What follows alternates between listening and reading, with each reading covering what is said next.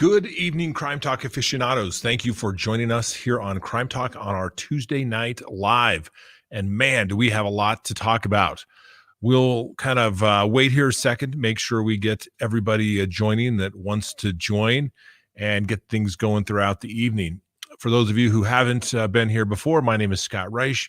I am a practicing criminal defense lawyer here in the great state of Colorado, and I have handled just about every type of case you could possibly imagine. And so I like to think that we're speaking with a little bit of knowledge and credibility when we give our opinion on the facts of a case, as well as the law that's coming out. And so we thank everyone for tuning in this evening. And apparently somebody's having some problems with my voice tonight. I'm not sure why. Apparently it's much deeper. Who knows? Anyway, I'm not sure. Frank, the hardest working man in show business, is working all of those things tonight, but they say my voice sounds odd. Very deep voice. Sounds sick. No, Frank, I think there's something wrong with the voice, the sound. So anyway, as we get going here this evening, yep, a lot of everybody's saying voice lower and lagging. All right. As Frank goes to work back there and tries to figure out what exactly is going on, we'll wait just a second here because I know he's probably back there frantically trying to fix something. But don't worry, Frank. No pressure. We're just here on live TV here on YouTube. I don't know. Apparently Frank's saying everything's fine. Who knows for sure? Apparently it's slow. Maybe it's the internet connection. We've had that issue before, haven't we? Yeah, we had that issue last week. Yeah, I'm getting since the sound is slow. So maybe we need to switch our internet connections so that it's faster. I've had trouble with that. What is it? The sex? I don't know. If you go to the 5.0 or the 2.4, it seems to work a little better, but I don't know. We will see. Hopefully we can fix that. Anyway, while we're doing it though, like I said, my name is Scott Reisch, and we, I think we're fixing everything. Yeah. All right. I'm just going to talk. Frank's going to fix it. Hopefully it won't affect everybody here. But as I said, my name is Scott Reisch. I'm a practicing criminal defense attorney. And like I said, I've handled literally just about every type of case from, homicides to little simple matters. The reality of it is, I come to you with a sense of background of practicing criminal defense for 25 years. So we'll give it to you just like we would give any information or analysis to a client. I'm going to tell you the good, the bad, and the ugly about a case because that's what lawyers do. They have to tell you what the strengths and weaknesses are of the case. My intent here is not to be some talking head and pick a side and no matter what the facts are, act like it's no big deal. You can't do that. You can't do that. As an attorney, you have to always be evaluating what the other side is saying and how does this fit in to the case and how is it going to do? So apparently we still have some issues. Some people say the voice is still a little weird. So I'm not really sure what's going on with that, but it's very odd because if there's one little thing that's always bugged me,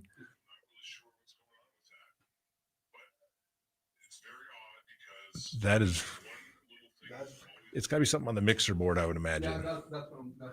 Yeah. I don't know. There's always something that has, usually if there's something's going to mess up, for the longest time, it was the sound. Then we had video issues. Now we're back to sound. So it is what it is. Anyway, we'll figure that out, and not sure what's going on there. Hopefully we'll have it figured out before the end of the show. And then after tonight's show, we will do our Patreon live as well. We have over, I think, 160 Patreons right now that have joined, and you don't have to spend a whole lot of money to sign up to do that. But when we do the Patreon show, you can actually call in. We have this number that we give to everybody. And so you can actually call in and we can talk about a case. We can talk about anything you want. We've had some people call up and simply ask about their own criminal matter. Who knows? We always also have the, if you look over here on my shoulder, the other shoulder, we have the magic 8-ball. That's what we kind of ask. We ask all the great worldly questions, legal questions that need to be answered. We ask the magic 8-ball for that, and then we can do it. Apparently, it's been suggested that perhaps the sound has been changed because it's disguised my voice so I can actually say the name Chris Watts. So, there we are. Wait and see. Now, one of the stories that came up later this afternoon, and I think this goes in the category of what in the hell is wrong with the world. So there's this guy in Arkansas. And if you were to picture this guy in Arkansas, he's got glasses on. He's got full beard, completely grown out, not trimmed or groomed in any way, receding hairline, and, pretty good head of hair, so to speak. Well, anyway, this guy apparently is driving down the road, sees a young woman jogging, and she appears to be obviously much more attractive than he would. She's completely out of his league. So instead of maybe asking her for a date, maybe trying to get in a little better shape himself, meet her out on a run. No. What did he do? Yeah, that's right. He hits her with her car, whereupon she ultimately dies. He takes her out to a wooded area where he sexually assaults her, and then he buries her. But wait, there's more. What does he do?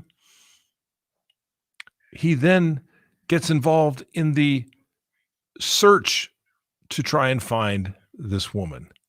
The woman's name was Sydney Sutherland, and she disappeared while she was out jogging on August 19th, and her body was found 2 days later in a remote field in Jackson County, Arkansas. The 28-year-old farmer apparently goes by the name of Quake Llewellyn, and he was arrested on charges relating to her murder, sexual assault, kidnapping, as well as abuse of a corpse. And he told the police that he rammed her with his pickup truck, loaded her into his vehicle, drove her to a remote location where he sexually assaulted, then buried her, according to the police affidavit. Why do we know this? Because Mr. Llewellyn told the police this based upon his interrogation. Then he joined a Facebook group dedicated to find the missing woman, Miss Sutherland, who was in fact a nurse. And then the investigators found her phone about a quarter mile from her home, almost 2.5 miles from where her body was buried. Police identified Llewellyn as a suspect when data from his own cell phone placed him in the remote area where the victim was discovered. Now, I'm glad that Mr. Llewellyn was discovered. This is good. This is the information that can be obtained in cell phones. But what have I told you before? If you're going to commit a crime, not saying it, not encouraging anyone to commit any crimes whatsoever, but don't take your cell phone, okay? So Mr. Llewellyn remains in custody, and he is being held without bail, which it sounds like generally he should. All right. If I was his attorney, I would do everything I can to argue for that. But when you confess to murder, it's pretty tough to keep somebody getting him out of custody. It's weird. I don't know. All right. So jumping back here, Apparently, our sound is still at issue. I'm just not sure why. See, someone says that it's YouTube. They've been messing up all day. Haven't heard anything like that, but my voice is normally not this deep, for sure. I check everything and everything here is working good. Yeah. So Frank, the hardest working man in show business, has stated that everything is good on his end. So apparently he has no idea how to fix it. It's not us. Is that it, Frank? I'm sorry. Now somebody says that they can hear us fine in Caracas. Caracas, Venezuela. Yeah, Caracas, Venezuela. Nice. Elisa Figueroa. Sounds okay here. Sounds normal to me, but it's okay. We love it. I know, but it sounds weird. It sounds like I have a cold apparently. And it's not like I'm just, trying to talk in a, yeah, exactly. Sarah Hildreth. At least it's not a Jeffrey Toobin issue. That could really be a problem. I'm sorry. I'm still working on it. So, all right. Frank says he's still working on it. We'll see what we have to do. All right. So obviously we have lots of things that we can talk about this evening. It looks like more and more people are coming on board. So we always appreciate that. So that first case out of Arkansas, we talked about it in the show today. Another delay in the Chad Daybell, depending on how you pronounce it, because no matter which way I pronounce it, someone will tell me, how can you always slaughter Chad Daybell's name? So, every time I hear it, sounds like Daybell. But you know what? Like I said, I have come to the conclusion, no matter how I say it, what I say, someone will always correct me and think that it should be said the other way. So it is what it is. But I guess the thing that bugs me, obviously we were supposed to have a hearing coming up. I think it was on the 29th, and now it's all set out into November, when we were supposed to hear the legal analysis and reasoning for a motion to dismiss filed by Mr. Pryor, who is in fact Chad Daybell's attorney. Now, I'm not a big fan of asking for continuances. Okay, that's just my own personal thing. I think when the judge sets a date, you move mountains. Now, if you can't get, what you need as far as, you need a transcript or something along those lines. But, like I said today, you can go to our playlist below and you can actually see the entire preliminary hearing. On top of that, you would get my analysis of the entire proceedings. Now, do I think that the case is going to get thrown out against Chad Daybell on his motion to dismiss? No.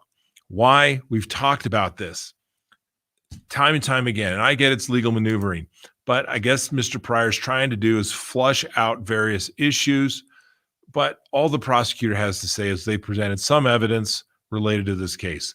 The legal standard is so low at this point for the prosecution, it is not going away. You get a motion to dismiss for something like we talked about on today's program as well. Statute of limitations, something that has, you're beyond the statute of limitations. The state should have charged it. That's when you file a motion to dismiss, not because you think there wasn't sufficient evidence. This is a case that will go to trial. This is a case that will be decided by a jury.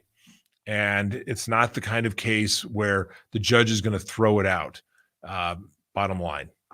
Hey, Frank. Yes, sir. I think our guy is here. Okay. So I think, excuse me, I apologize for that. We have very, very busy, important things here to take care of on Crime Talk. Yeah. Busy stuff, busy, important stuff. What was it? Yeah.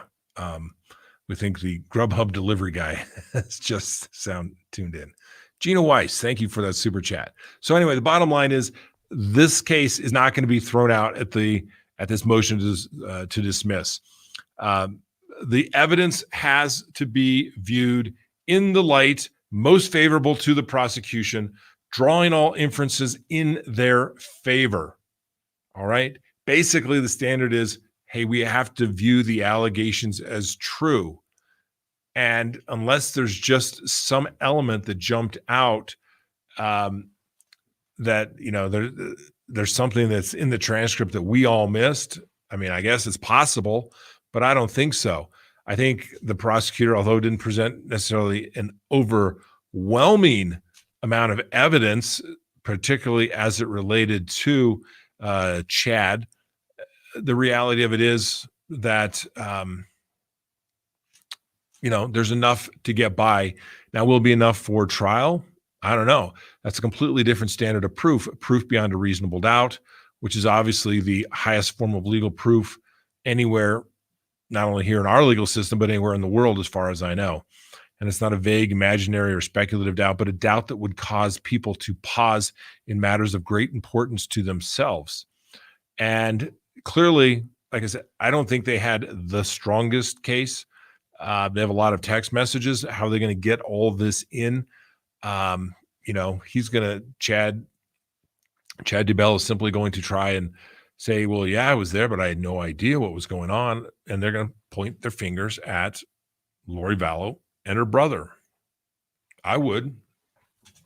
Why not? The police think the brother, Alex Cox, is the one who committed the murders. Why not think that they're the ones that they need to,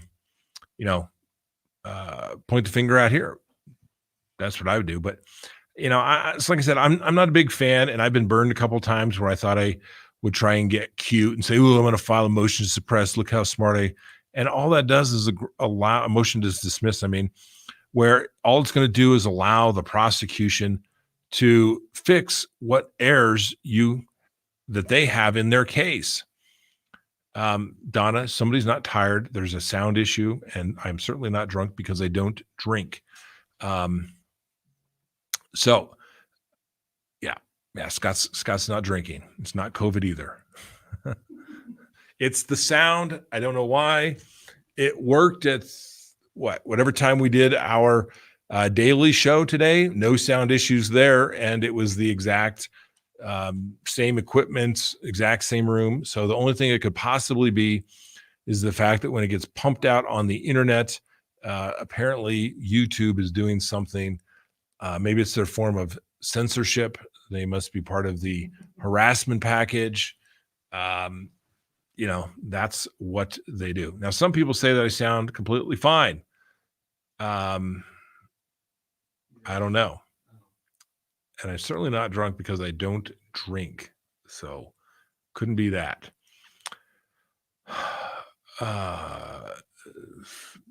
Guys, Mr. Scott is not a drinker. That's defamation. That's right. I don't drink. And so the bottom line is it's obviously technical. It's YouTube, it's Google, it's something. I don't know. It could be all our fault, but you never know. Some people say I sound just fine. So anyway, going back to that, I don't know why they're filing a motion to dismiss. It's not going to get granted. And all it's going to do is try to highlight what you think are the problems with the prosecution's case so that they can fix that problem before they get to trial. Like I said, we've all done that. We tried to get cute. We've, thought, oh, this is so good. We've got to be able to win. And then all of a sudden it doesn't go that way. And you just wound up screwing yourself. Everyone has been there. Everyone, attorney has tried to outsmart themselves, so to speak, when they're trying to outsmart everybody else, and you wind up doing no good. So I'm not sure why they're doing that. And I'm telling you, as a defense attorney, and that's the beautiful thing about being a defense attorney. This is what I hate about civil cases. Hate it. In civil cases, you have to give them everything. It's so boring. So boring, right? Give me everything you have. And then you detail it and you fill it out. And it's just interrogatories, depositions. My God, you could have tried the case 10 times the amount of times it takes to fill out all the damn paperwork, do the motions. I hate it, hate it, hate it. What I love about a good criminal case, man, you just show up. Like, let's do it. Let's rumble. All right. You don't have to tell them anything. All you have to do is say, not guilty. That's it. That's it. And make them prove it. And if you've got a little something that they're not sure about, it's the best feeling ever. For example, the case that I tried last week, 2 weeks ago, I guess it was, we got their final witness list on there. And all of a sudden realized they don't have all the right people. Oh my gosh, this is going to be great. And they had not endorsed all of the witnesses that they needed to bring in certain evidence, particularly some DNA evidence. And so when the time came, I hadn't even really told my client because I didn't want him to get too excited, because I said, I'm kind of working on something, but I'm not going to say something because I don't want to, get you too excited. If it doesn't work, you'll be like, oh man, Scott. But anyway, the moment came in court, made my objection. Your Honor, confrontation clause, hearsay, lack of personal knowledge as to this particular witness. And the prosecutor was like, no, Judge, she's an expert. She can testify to all this stuff. I'm like, no, Your Honor, actually she can't, because she's not here. The person that actually did the swabbing of the piece of evidence and took the DNA and then took the cuttings and put them in the fancy machine and then took the readings from the fancy machine and came up with all their statistical calculations that it was my client's DNA on this piece of evidence of 1 in like 760 quadrillion or something, right? I don't even know how many zeros are behind it. So that's how big it was. And the judge said, I agree, sustained. I felt a little sorry for the attorneys on the other side. One of the attorneys looked like somebody had stolen his puppy. He looked so sad and dejected. And they asked for a continuance. Judge, can we take a recess? No. What for? We need to get a witness. You mean the witness that's not on the witness list? Yes. That motion to continue is denied. That, my friends, my Crime Talk aficionados, is one of the best things that you can be about being a criminal defense attorney. It's not about saying, ooh, you caught off on a technicality, because guess what? I do not think that the Constitution and the confrontation clause is a technicality. And if anyone ever says that somebody gets off on a technicality, they clearly do not understand the law, okay? The Constitution of the United States of America is not a technicality. It's the law of the land. It is the rules that we play by. Bottom line. And, as long as everybody knows what the rules are going in, that's good. I hate it when judges change the rules of the game and they want your side to lose. And so they, basically, for lack of a better term, try to screw you and your client. But when you got a good judge that says, yeah, let's do it, it's the best. So anyway, it's not a technicality. It is it's the Constitution. So if anyone ever tells you that, and as I've said this before, if you don't like a defendant being found not guilty, all you have to do is say, man, that prosecutor must have really sucked because they didn't prove their case. And guess what? They're supposed to win, right? In federal court, they have a 98% conviction rate. 98%. Think about that. What other place in the world can you say, oh yeah, we do it right 98% of the time. We win 98% of the time. Yeah, the U.S. attorneys can. And so when you actually go to trial and say, Let's do it. Because they're all used to being a bunch of little civil attorneys and, filling out paperwork, going back and forth. And like I said, you go into court, man, let's get ready to rumble. It's the best thing ever.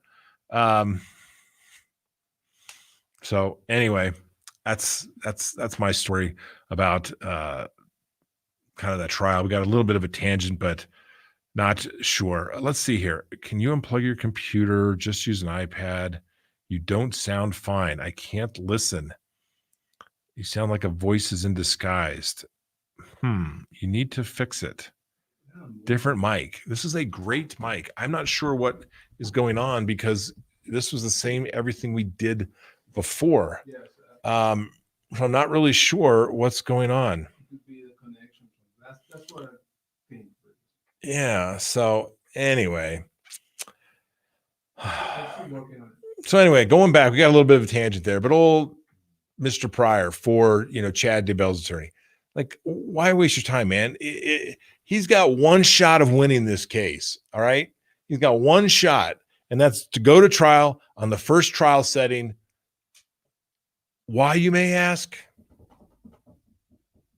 This is the first continuance that I believe Mark Pryor has asked for. I don't think he continued the preliminary hearing. He was like, let's go do this thing. Now he needs more time. He's got that trial set after the first of the year. He should go for it. Look at Vallo's attorney, right? That guy's moved for a continuance for everything. I need a continuance for my simple court date. I need more time to file motions based upon blah, blah, blah. Like, you take the case, you get it done. Yeah, there's every now and then if you're so overwhelmed, but come on, let's face it. This is not, in all essence, that complicated. The pages that the prosecution is pointing out from this phone data recovery from what's his name's Alex Cox's phone, that's going to be highlighted. That's going to be in a summary. Why? The FBI was working on it. FBI loves to write paperwork, loves it. Okay. Most of them are a bunch of CPAs, lawyers, and they love to write paperwork. They're going to tell them exactly what they're relying upon in the discovery. So you go to that, and then you have to deal with what is there. But come on, that you're going to go back and yes, you have to review all of the stuff. That's where you hire associates. That's why you get somebody from the law school. You get somebody from the paralegal school who wants to come in and work and review documents and set up a system. You use your paralegals. You do what you have to do to meet those deadlines. And that is the point that I'm making, all right? Now, some attorneys, and I'm not trying to brag, but I'm just telling you, just generally, most attorneys do criminal defense. Some can go an entire career without winning the big case, all right? The big one, so to speak. The big one's usually first-degree murder. When I mean win, like walking your client out the door, not, lesser included defense, anything like that. So most people go their career. Maybe they get 1, 2. So I'm speaking here from a little bit of experience. I'm not trying to brag in the sense, but I'm trying to say, listen, I know what I'm talking about here. The government is like a steamroller. All right. Think about it. Steamroller. It's got the little wheels on the back. It's got that big metal thing up front. It's going to flatten the asphalt and everything in front of it. And it gets going and it gets going. And it's super slow to get going. But once that thing is rolling, man, you don't want to step in its way. That's the way you have to think about the government. But the government, in serious cases, particularly homicide cases, they think that the defense will always not continue, or that will always seek a continuance. And my experience, and someone who has won, not just 1, not 2, not 3, but 7 not guilties on murder cases in my career, like walk the client out the door, charges all dismissed on the morning of trial. That's what it comes down to. And I think in nearly every one of those cases, we went on the first setting. And guess who wasn't necessarily prepared? The government. So Chad Daybell, Lori Vallow, and I'm not rooting for you at all. I'm just telling you, Mark Pryor has got it at least figured out. He is truly the adult in the room when it comes to lawyers in that particular bunch. The DA seems like a nice enough guy, seems competent. He can do what prosecutors do. So tell me, what happened next? What did you see? Okay, what happened next? All right. And they're going to get up and do their opening standard prosecutor opening statement.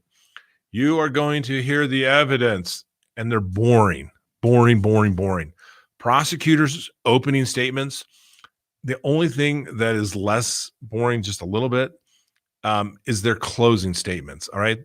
This is the evidence that you're going to hear today. Click, click, their little PowerPoint. That you're going to hear from this witness, and they're going to testify to this, and you're going to hear this witness. It's like boring.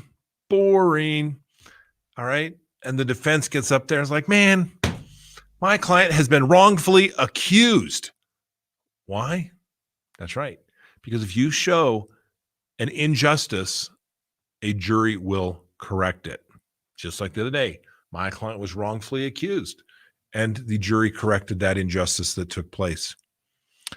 So the only thing that's more boring than the prosecutor opening is the first closing statement, right? Because prosecutors get two closings. They have the burden. So they have the first one where they get up and they say, with their little PowerPoint clicker, here are the elements that we had to prove. And of course, the first three are like, in the state of blank, on about this date, the defendant did the first three we have proven. The other two that remain are what it says at issue. But let me talk for the next 10 minutes about what we've already proven. And God, it's so boring. So boring. I know Tammy, your voice is off, Scott. It's not me. It's something to do with YouTube. Everything is working fine. I am getting angry texts from the lovely Miss Kristen telling me the audio sounds terrible and that I should abandon my gear and simply go to an iPad. I'm not sure.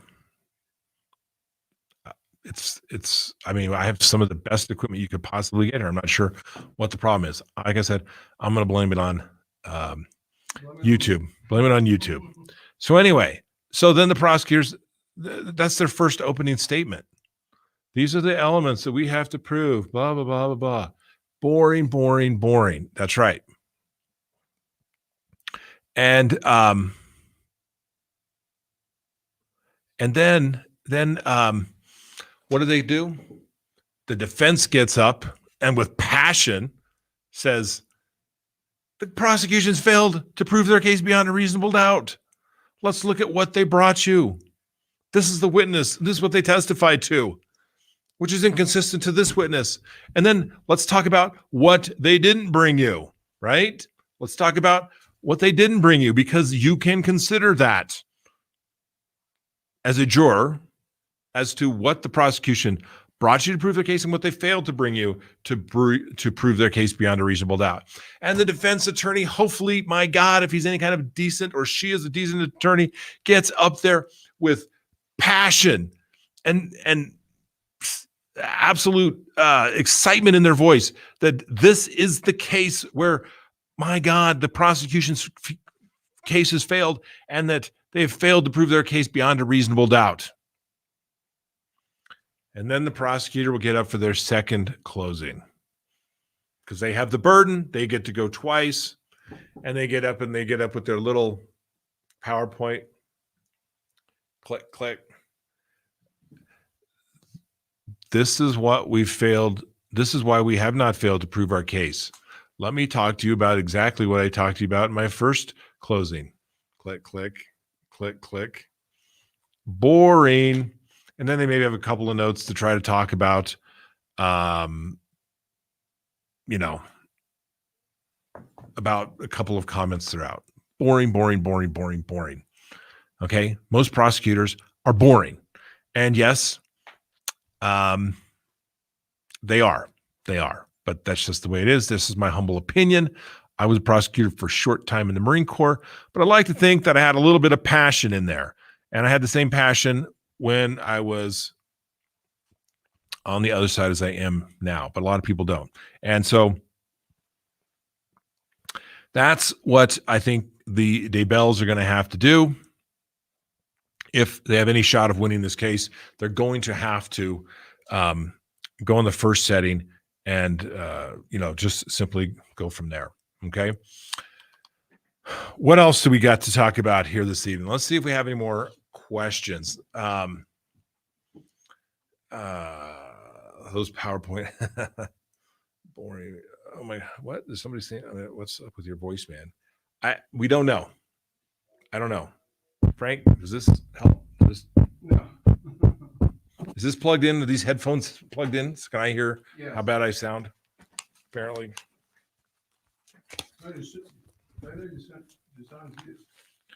Let's see here. I think I can hear me now. Yeah. No, my voice sounds fine here. Yep, it's definitely. See? Yeah.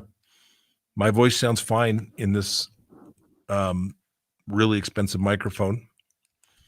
And with all the other gear that goes on behind the scenes, the sound is fine here. This is a YouTube problem. I think it's an internet issue. That's for sure. I hope I don't look tired. I don't feel tired. People are saying I look sorry, Bass, need a cough drop? No, I don't hear any. See, some people hear it's fine. Okay. Jen Lowe, what's going on with Scott Peterson's case?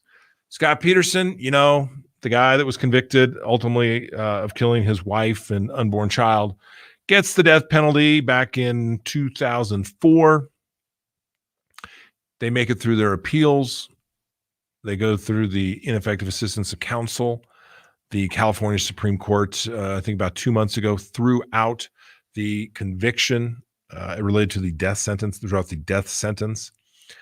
And the California Supreme Court also sent the case back to the district court so that they could have a hearing on a particular juror who apparently was not completely honest and may have had some bias against Scott Peterson. Now, it'll be interesting to see what actually takes place in that particular hearing, if it is enough to change the course of maybe getting a new trial for Scott Peterson. I mean, really what it boils down to in this particular case is that, okay, look, anyway. So Scott Peterson, his case was, the death sentence was reversed or vacated, and the state can go back and try to get Scott Peterson if they choose to do so on a death penalty. But in that particular case, they were getting rid of jurors that basically the judge didn't like. It was a death qualified jury, and that jury had to be able to say, yes, I would consider the death penalty. And they were getting rid of people. They were getting rid of people that were like, yeah, I don't like the death penalty. Well, just because you don't like the death penalty doesn't mean you couldn't impose it for the right case. And that's why the Supreme Court vacated the death penalty, because you got rid of potential jurors that were, in fact, that should have been death qualified, but weren't. So that's it. Now, based upon what the California Supreme Court said regarding this particular juror, I believe it was juror 7, I think it was. The juror 7 didn't let anybody know that, oh, by the way, she just happened to go get a protection order against her boyfriend at the time while she was pregnant. And, at that particular time, you probably should have remembered it. I mean, it's kind of hard, a little disingenuous to say, oh, that little court proceeding where I took time off from work to go get a protection order and then have the sheriff serve my boyfriend, who's the father of my child, Yeah, I completely spaced all that out when I just happened to be in a case